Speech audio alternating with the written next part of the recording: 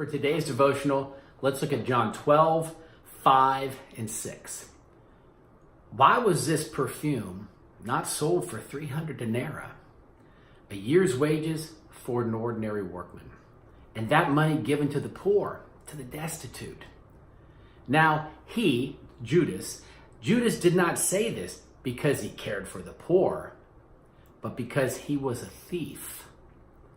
And having the bag, the money box, the purse of the 12, he took for himself what was put into the collection. He pilfered it. How awesome is that? That Jesus knowingly put a thief in charge of the ministry's money. He did that because he could care less about money. He didn't need money to be the greatest witness that was ever on this earth. Beware of people who think you need money to be used by God.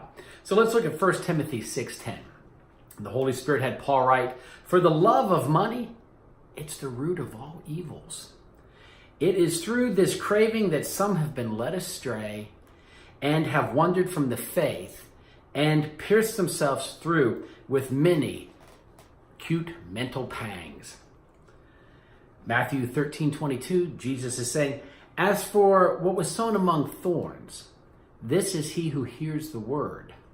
But the cares of this world and the pleasure and the delight and the glamour and the deceitfulness of riches choke and suffocate the word, and it yields no fruit."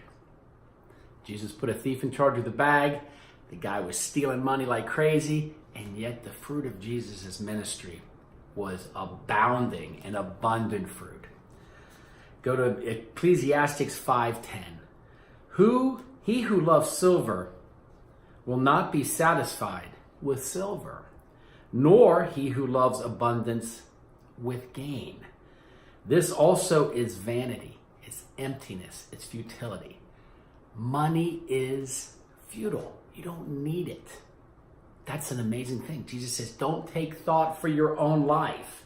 God knows what you need. So don't worry about cash. Hebrews 13:5, let your character and your moral dispensation be free from the love of money.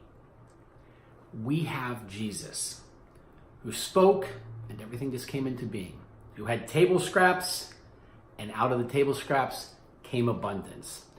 Don't fret if God doesn't have you making a lot of money. It's easier for a camel to go through the eye of a needle than for a rich man to make it into heaven.